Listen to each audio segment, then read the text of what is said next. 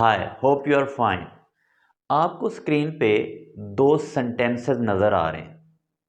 One of them is let's eat kids, दूसरा भी let's eat kids. पहला वाला जो सेंटेंस है उसमें किड्स से पहले कॉमा लगा हुआ है, जबकि जो दूसरा सेंटेंस है उसमें कॉमा नहीं लगा हुआ। अब देखिएगा कि इन दोनों सेंटेंसेस में कितना डिफरेंस है मीनिंग के अंदर। पहला सेंटेंस का मीनिंग बनता है आओ बच्चों खाएं। आप बच्चों को एड्रेस कर रहे हैं और कह रहे हैं आओ बच्चों खाएं, लेट्स ईट किड्स, आओ बच्चों खाएं। जबकि जो दूसरा सेंटेंस है उसका बहुत हॉरिबल मीनिंग बनता है आओ बच्चों को खाएं। सो अगर आपने बच्चों को बचाना है तो आपको वहां पे कॉमा लगाना पड़ेगा। यहां से एक बात हमें वाज़ेह होती है कि हाउ इंपॉर्टेंट पंक्चुएशन इज, किस कदर पंक्चुएशन इंपॉर्टेंट है। जब हम पंक्चुएशन का गलत इस्तेमाल करते हैं, हम करेक्ट पंक्चुएशन यूज नहीं करते, उस वक्त स्पीकर का जो मीनिंग है वो हमें क्लियर नहीं होता कि स्पीकर क्या कहना चाह रहा है, राइटर क्या लिखना चाह रहा है। जब पंक्चुएशन लगेगी तो उसका मीनिंग जो है वो हमें वाज़ेह होगा, अदरवाइज हमें उसका मीनिंग वाज़ेह नहीं होता। तो आज का हमारा टॉपिक क्या है? पंक्चुएशन। लेकिन उससे पहले अगर न्यू हैं मेरे चैनल को सब्सक्राइब करें, लाइक और शेयर करें। आज हम इस्तेमाल देख रहे हैं फुल स्टॉप, जिसको हम पीरियड भी बोलते हैं। पीरियड या फुल स्टॉप कहाँ पे यूज होता है? हर डेक्लरेटिव सेंटेंस के एंड पे हम फुल स्टॉप यूज करते हैं। डेक्लरेटिव सेंटेंस कौन सा होता है? जिस सेंटेंस में कोई डेक्लरेशन होती है, कोई इंफॉर्मेशन होती है। आई कैन हेल्प यू, मैं तुम्हारी मदद कर सकता हूं। You can sit here, Ali is playing cricket. इसके अलावा हमारे पास जो ऑप्टेटिव सेंटेंसेस होते हैं या इंपेरेटिव सेंटेंसेस होते हैं, उनको भी हम जब एंड करते हैं तो उनके एंड पे हम फुल स्टॉप या पीरियड का यूज करते हैं। इंपेरेटिव सेंटेंसेस कौन से होते हैं? प्लीज हेल्प मी, मेरी मदद करो, यानी जिसमें आप कोई सजेशन देते हैं, रिक्वेस्ट करते हैं, ऑर्डर करते हैं, ये सेंटेंसेस इंपेरेटिव सेंटेंसेस कहलाते हैं। ऑप्टेटिव सेंटेंस के एंड पे भी हम फुल स्टॉप यूज करते हैं, जैसे मे यू लिव लॉन्ग, खुदा तुम्हारी उम्र दराज करे, जब आप दुआ वगैरह दे रहे हैं। तो डेक्लेरेटिव सेंटेंसेस, इंपेरेटिव सेंटेंसेस या जो हमारे ऑप्टेटिव सेंटेंसेस हैं उनके एंड पे हम फुल स्टॉप का यूज करते हैं। दूसरा यूजेज क्या है? जो हमारा इनडायरेक्ट क्वेश्चन होता है उसके एंड पे हम सवालिया निशान नहीं लगाते, बल्कि हम फुल स्टॉप लगाते हैं या पीरियड उसको कहते हैं। इनडायरेक्ट क्वेश्चन क्या है? I know where you live, मुझे पता है तुम कहाँ रहते हो। I know what is your name, मुझे पता है आपका नाम क्या है। तो जब व्हेन, वेयर, व्हाट जब सेंटेंस के दरमियान में यूज होता है, इसको हम बोलते हैं इनडायरेक्ट क्वेश्चन। और इसके एंड पे हम क्वेश्चन मार्क यूज नहीं कर रहे होते, बल्कि इसके एंड पे हम फुल स्टॉप यूज कर रहे होते हैं। मुझे पता है आपका नाम क्या है, तो इसमें कोई क्वेश्चन नहीं पूछा गया, कोई बात पूछी नहीं गई, तो आप क्या करेंगे? इसके एंड पे फुल स्टॉप का यूज करेंगे। तीसरा यूजेज ये है कि जब भी एब्रीविएशन यूज होता है, इख्तसार के साथ हमने कोई किसी चीज़ को लिखना है, तो हम उसमें भी हर लेटर के बाद फुल स्टॉप का यूज करते हैं। फॉर एग्जाम्पल हम कहते हैं he is MA in English, MA master of arts, इसका ये एब्रीविएशन है। तो हम क्या करेंगे? M के बाद भी फुल स्टॉप लगाएंगे और A के बाद भी हम फुल स्टॉप लगाएंगे। अब लिखते हैं MBBS, तो M के बाद फुल स्टॉप, B के बाद, दूसरे B के बाद और S के बाद।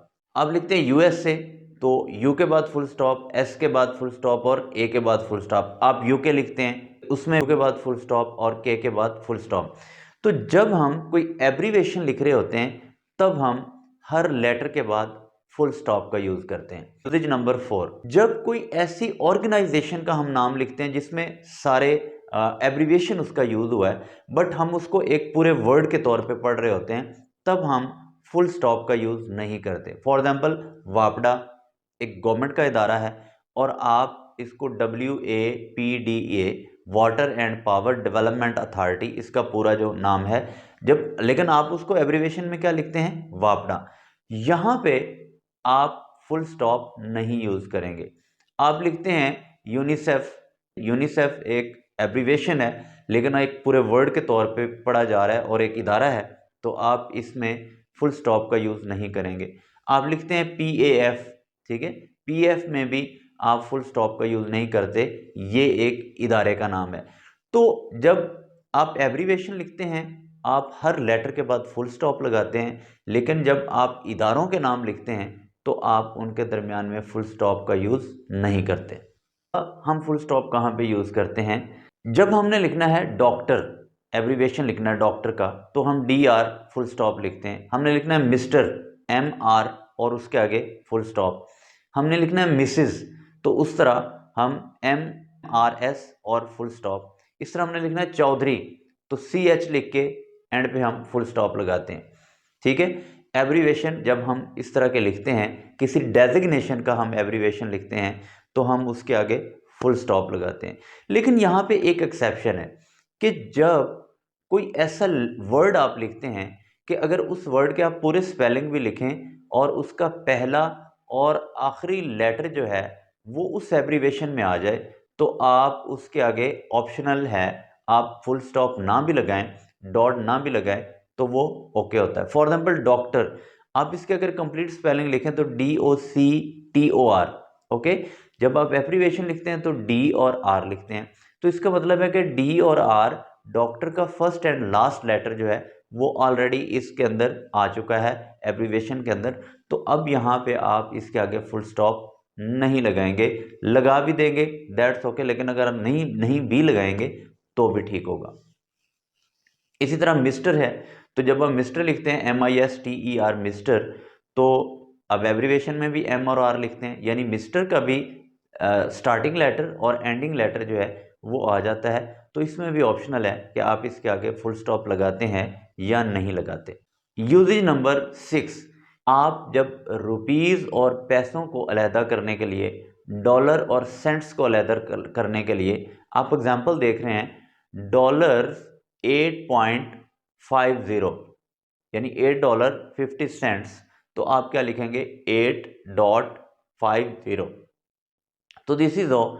आप रुपीज़ और पैसों को भी लिखने के लिए आप ऐसे ही यूज़ करते हैं 10.25 रुपीज़, ओके, आप इसको यूं लिखते हैं।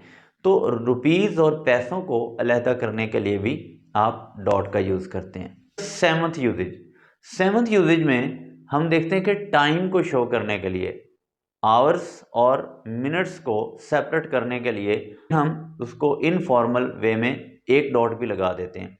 जैसे शी अराइव्ड एट 10:20, तो जब आप 10:20 लिखेंगे उसके दरमियान में इनफॉर्मल वे में आप सिंगल डॉट का यूज़ करते हैं, सिंगल फुल स्टॉप का यूज़ करते हैं। आई होप कि आपको फुल स्टॉप या पीरियड का यूजेज बहुत अच्छे से समझ आया होगा। मेरी वीडियो को ज़रूर शेयर कीजिएगा।